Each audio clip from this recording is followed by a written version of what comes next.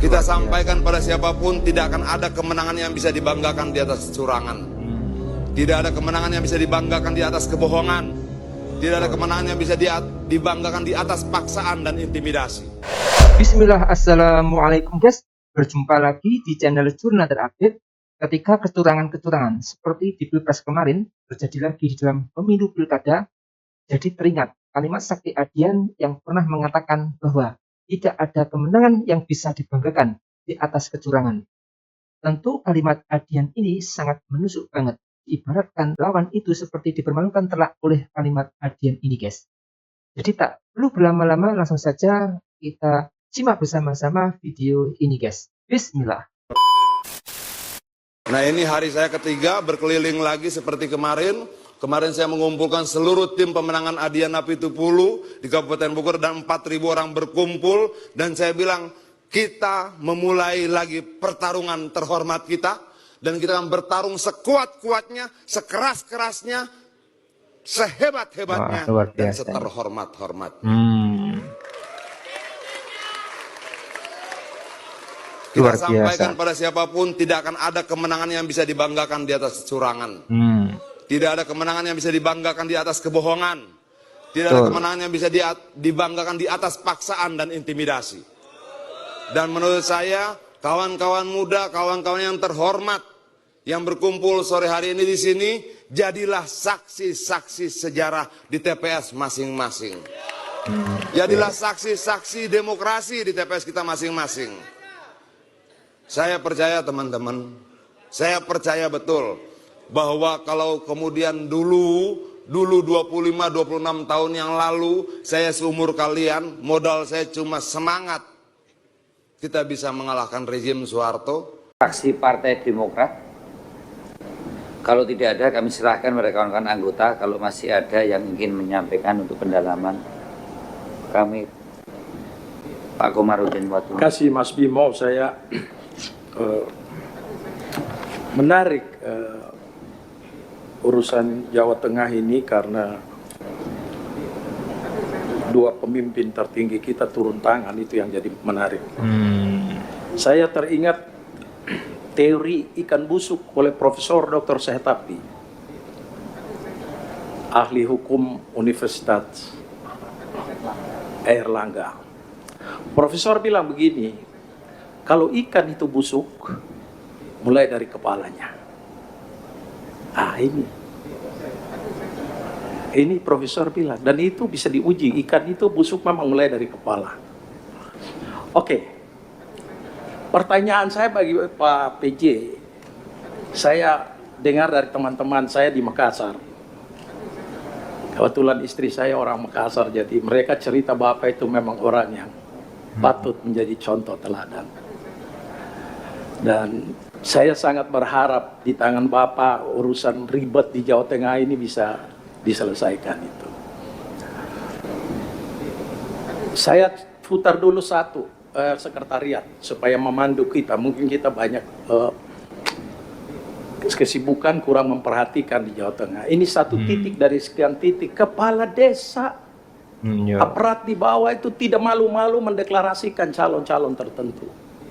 Di seluruh Indonesia ada begitu, tapi ada sembunyi-sembunyi, terbuka. Ini tidak malu-malu. Dan tokoh masyarakat, RT RW, tokoh pemuda desa Kembang,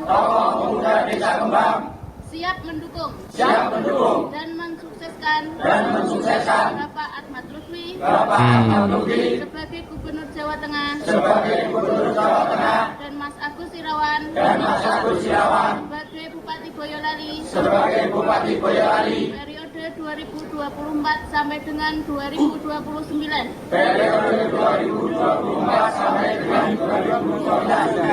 Menang.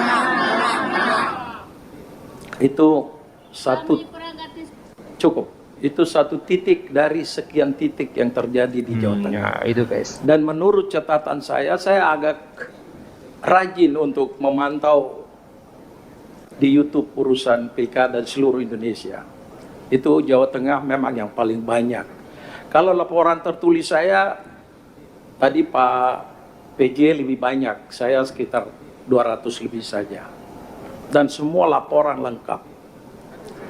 Ada yang dilakukan sebelum penetapan calon dan ada yang dilakukan setelah ditetapkan calon. Dan saya pikir ini meskipun ada surat himbauan, surat macam-macam, tapi proses ini tetap di bawah pasti berjalan terus. Iya guys. Sementara kita baru tanggal 20 Oktober itu pelantikan presiden, dan Bapak Presiden beri harapan besar bagi rakyat Indonesia tentang tidak ada cawe-cawe di pilkada ini. Dan kita semua setuju itu. Demokrasi menunjukkan peradaban sebuah bangsa. Jadi bangsa ini diuji beradab atau tidak beradab ini dari pilkada langsung ini nanti. Kita lihat masih lebih baik atau lebih buruk.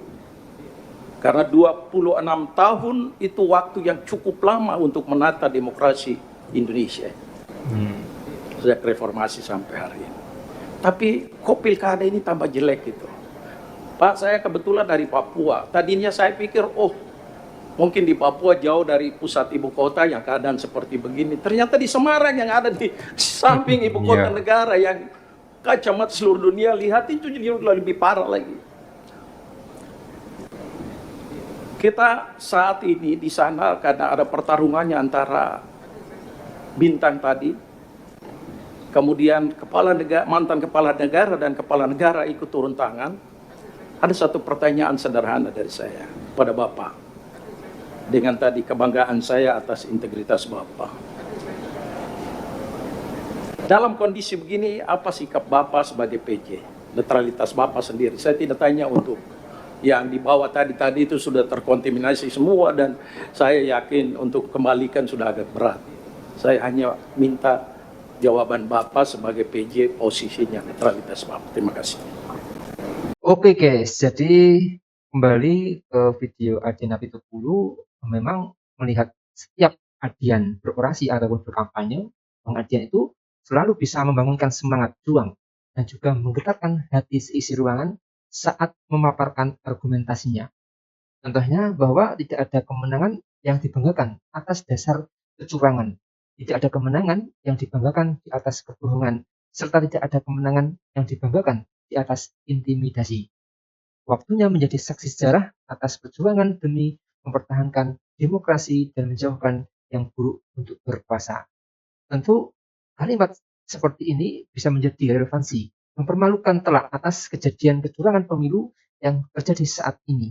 Komarudin Watubun dari PDIP melaporkan adanya dugaan kecurangan yang dilakukan oleh kepala desa untuk memenangkan Cagup Ahmad Lutfi dan juga Rat Yasin. Komarudin mengatakan hal yang dilakukan para kepala desa tersebut sudah tak malu-malu lagi, sehingga Komarudin berharap tak ada lagi cawe-cawe di pilkada serentak 2024 nanti. Memang apa yang telah terjadi ini sangat-sangat memprihatinkan guys, dengan cara politik terselubung seperti itu.